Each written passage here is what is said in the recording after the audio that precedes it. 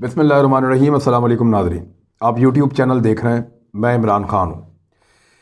अगर आप ये देखें कि पीडीएम ने एक बड़ी डिटेल मीटिंग की और उसके बाद उन्होंने जुमेरात की रात को लेट नाइट एक प्रेस कॉन्फ्रेंस की पाकिस्तान में, तो आपको एक तासुर मिलेगा अगर आप उसको सुनते हैं कि इनका सॉफ्टवेयर अपडेट हो गया।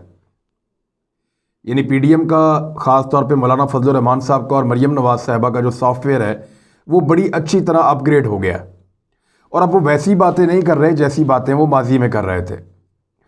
मिसाल के तौर पे फजलुर रहमान साहब, ये मैं आपको बताऊंगा ये कैसे हुआ, इसकी वजह क्या है, ये अंदर की बात है, आप तक पहुंचाते हैं। अभी फजलुर रहमान साहब जो बराह रास्त फ़ौज पे और रियासती इदारों के ऊपर सख्त ज़ुबान इस्तेमाल कर रहे थे, उन्होंने अपनी ये जो आखिरी प्रेस कॉन्फ्रेंस की है इसमें वो बहुत मोहतात नज़र आए।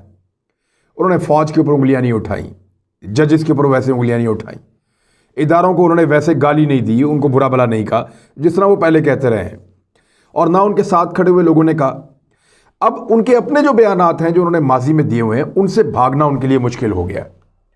हुआ ये कि कुछ सहाफ़ियों ने सवालात पूछे, 4-5 मरतबा ऐसा हुआ कि फजलुर रहमान साहब को सहाफ़ियों को रोकना पड़ा, टोकना पड़ा, उल्टे सीधे जवाब देकर जान छुड़ानी पड़ी। यानी एक सहाफ़ी भी सवाल कर रहे थे, उन्होंने कहा तकरीर मैं करूंगा, आप नहीं करेंगे। एक और सहाफ़ी सवाल कर रहे थे, उन्होंने कहा जी कि ये आप खबर निकालना चाह रहे हैं, क्या चाह रहे हैं, तो उनको भी उन्होंने इस तरह किया। 2-3 सहाफ़ियों को उन्होंने टॉन्ट मारे या इस तरह के जुमले उन्होंने इस्तेमाल किए जिनसे कोशिश की कि जान छूट जाए मेरी इस सवाल से।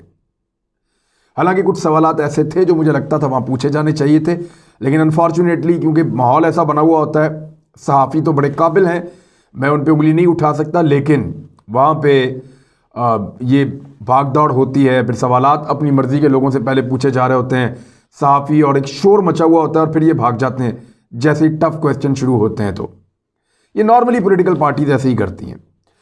अब माजी में जिस हुकूमत को बर्दाश्त करना एक दिन भी इनके लिए मुमकिन नहीं था, जनरल कमर जावेद बाजवा और जनरल फैज़ हमीद, पाकिस्तान के आर्मी चीफ और पाकिस्तान के DGISI, जिनका ये चेहरा भी नहीं देखना चाहते थे, जिनको एक दिन भी ये दफ्तर में बर्दाश्त नहीं कर सकते थे, अब उनके लिए अल्फाज भी इस्तेमाल नहीं कर रहे, उनके बारे में बात भी नहीं कर रहे।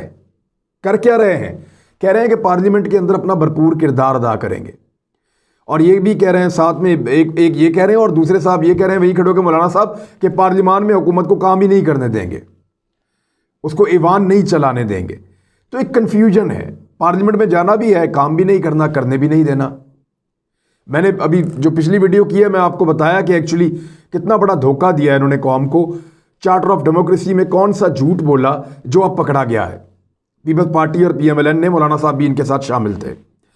अब ये कहते हैं पार्लियामान में पूरा किरदार भी अदा करेंगे। आप अगर बॉडी लैंग्वेज देखें ना, तस्वीर जो अंदर से निकली हैं या वीडियोस जो अंदर से निकली हैं पीडीएम के इजलास, तो आपको उसके अंदर एक सन्नाटा सा नजर आएगा, आपको एक उसके अंदर जैसे सोग की कैफियत में उदास बैठे हैं सारे।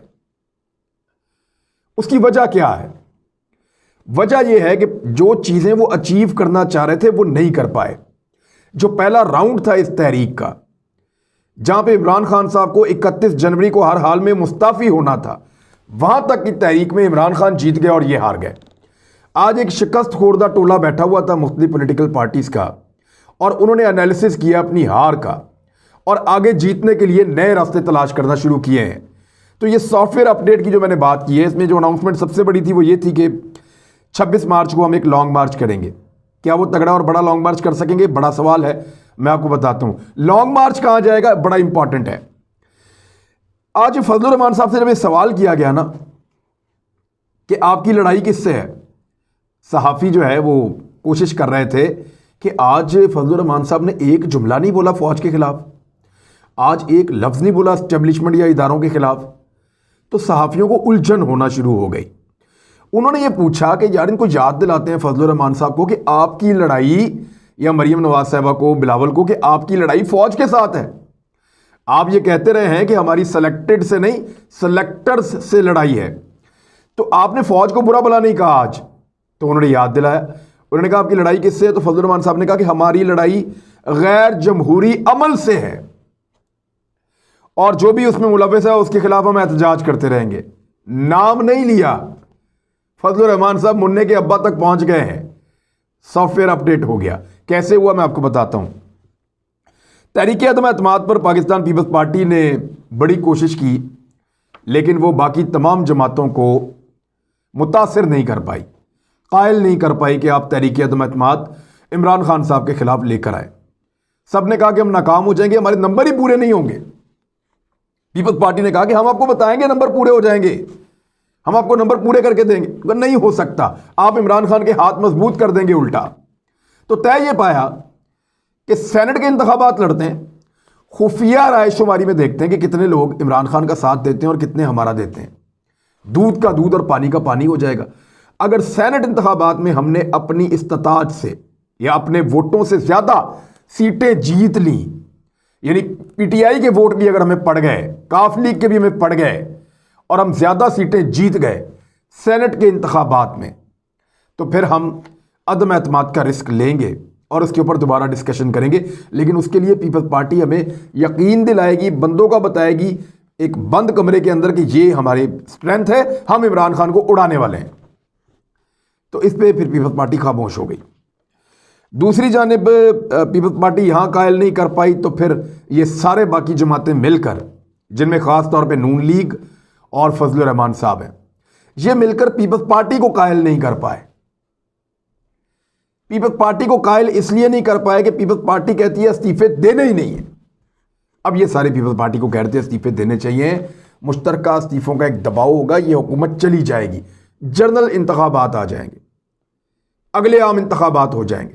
वो पीपल्स पार्टी ने कहा नहीं, ये नहीं हो सकता। उन्होंने इसके लिए बहाने बनाए। तो ये दोनों एक दूसरे को कायल नहीं कर पाए। नवाज शरीफ साहब के हवाले से जो पैगाम है वो, क्योंकि उनका रोल बड़ा कम रहा इसमें, लेकिन उन्होंने कहा ऑल इज़ वेल, जो आप लोग कर रहे हैं मैं उसके ऊपर जो हूँ शामिल हूँ और मैं इत्तफाक करता हूँ उन बातों से जो आप करने जा रहे हैं। बातें हुई क्यों और कैसे हुई? देखिए, एक तो आप याद रखें कि फजलुर रहमान साहब पहले दिन से ये कहते रहे हैं कि हम रावलपिंडी जाने का फैसला कर सकते हैं। अब उन्होंने नाम ही नहीं लिया रावलपिंडी जाने का। अब वो कह रहे हैं कि काफिले 26 तारीख को निकलेंगे मार्च की और इस्लामाबाद की तरफ जाएंगे। रावलपिंडी का नाम क्यों नहीं लिया?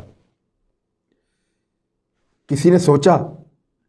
जो आदमी रोज रावलपिंडी, फौज, जनरल बाजवा साहब, फैज साहब और आईएसआई, पाक फौज, इनके नाम लेता था या उनके साथी उनका नाम लेते थे, वो आज नाम लेने से भी डर रहा है और रावलपिंडी जाने का तस्करा भी नहीं कर रहा। वो बंदा ये कह रहा है कि जनाब काफिले निकलेंगे पूरे मुल्क से और 26 मार्च को जाएंगे टुवर्ड्स इस्लामाबाद।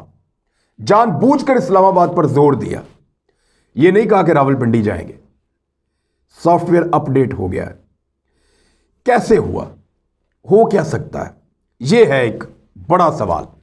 देखिए, नंबर एक तो यह हो सकता है कि फजलुर रहमान साहब को कोई गारंटी मिल गई है, नून लीग को, फजलुर रहमान साहब को, बाकी जमातों को कोई ऐसी गारंटी मिल गई है कि अगली हुकूमत, या तो अगली हुकूमत हम आपको दे देंगे पीडीएम के इत्तेहाद को, या इस हुकूमत को हम इस टाइम तक खत्म कर देंगे, या कोई ऐसी गारंटी कि हम आम इंतखाबात जल्दी करवा देंगे, या कोई गारंटी इनको मिल गई है।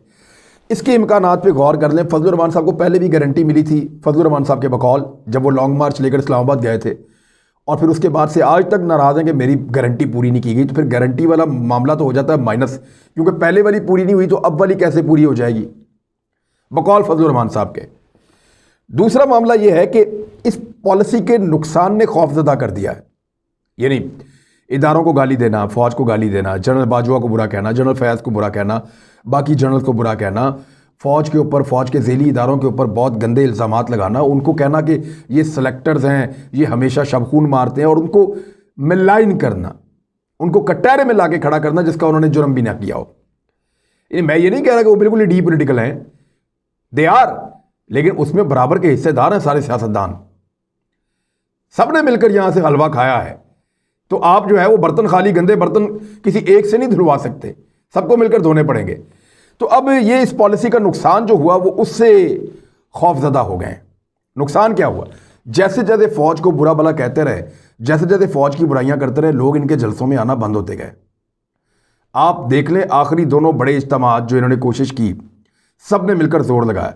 लाहौर वाला जलसा फ्लॉप हो गया, जो इलेक्शन कमीशन के बाहर इस्लामाबाद में हुआ फ्लॉप हो गया। सारे मीडिया ने कहा फ्लॉप हो गया, जितने इंडिपेंडेंट जर्नलिस्ट हैं सबने कहा फ्लॉप हो गया।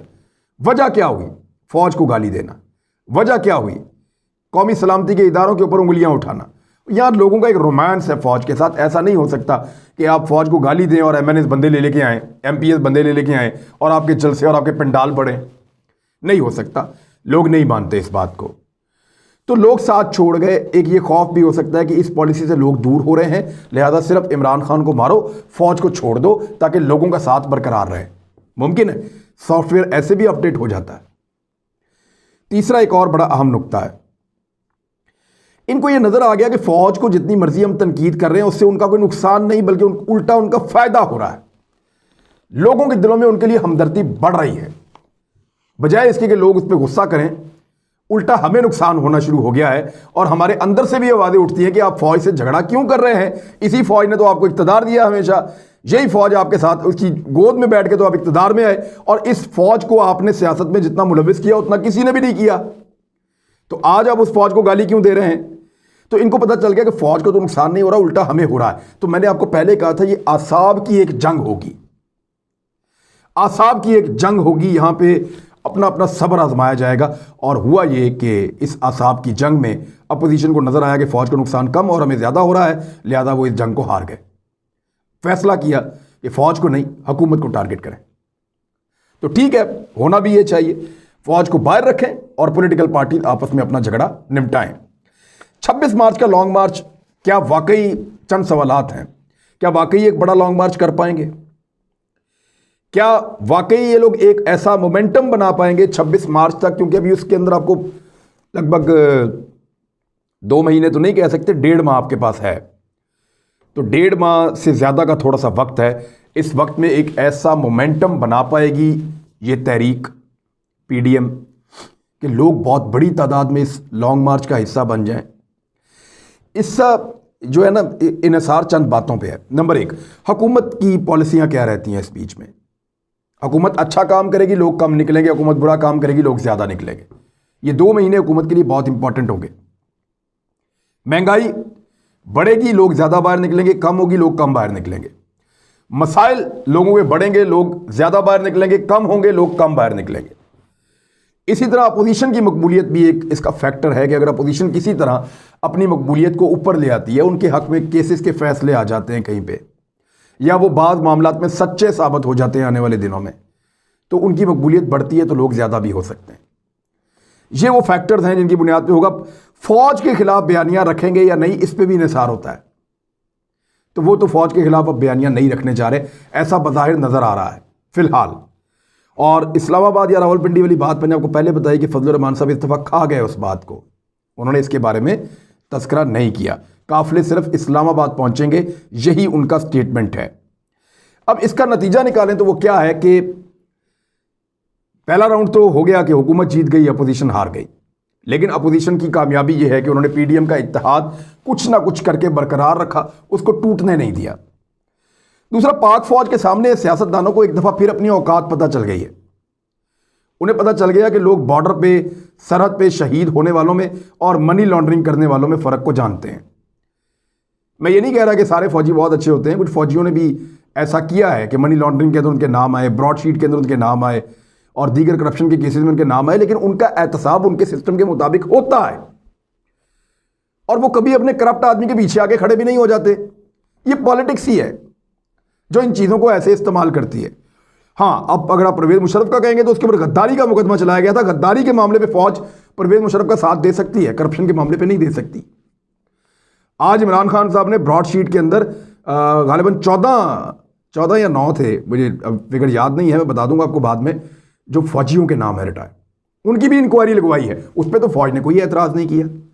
उस पर तो फौज ने नहीं कहा कि आप हमारे साबिक रिटायर्ड जर्नलों को क्यों फंसा रहे हैं, क्योंकि ये मामला गद्दारी का नहीं है, मुल्क से दुश्मनी का नहीं है, ये कोई धब्बा नहीं लगने जा, हाँ ये करप्शन का मामला है, जिसने किए भुगते, और इस पे जो है वो पॉलिसी बिल्कुल ठीक है। दूसरा ये है कि पाकिस्तान के अंदर जो एक बड़ी मज़ेदार चीज़ हुई है और पाकिस्तान के बाहर भी, वो ये हुई है कि जो इनकलाबी है ना, वो आज मुंह छुपा के रो रहे हैं।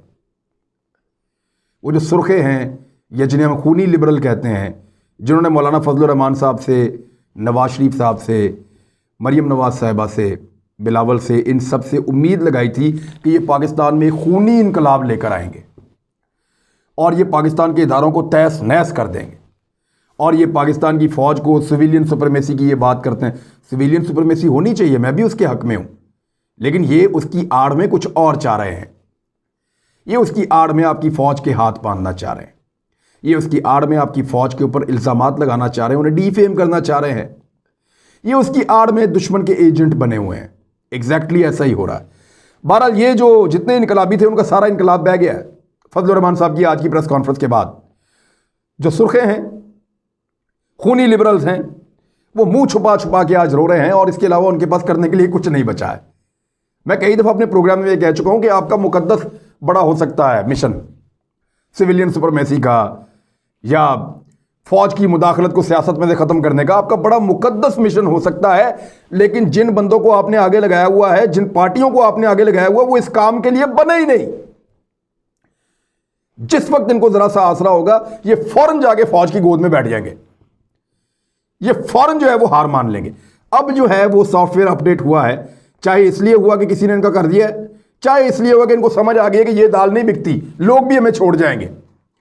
लेकिन वो सारे लोग जिन्होंने इनसे उम्मीदें लगाई थी कि ये हमारे लिए फौज से लड़ेंगे, ये हमारे लिए पाकिस्तान की फौज को बदनाम करेंगे, ये हमारे लिए पाकिस्तान की फौज के ऊपर उंगलियां उठाएंगे, उन सबको कोई फायदा नहीं हुआ, क्योंकि इनकी सियासत इक़्तिदार की नहीं है, इक़्तिदार की है।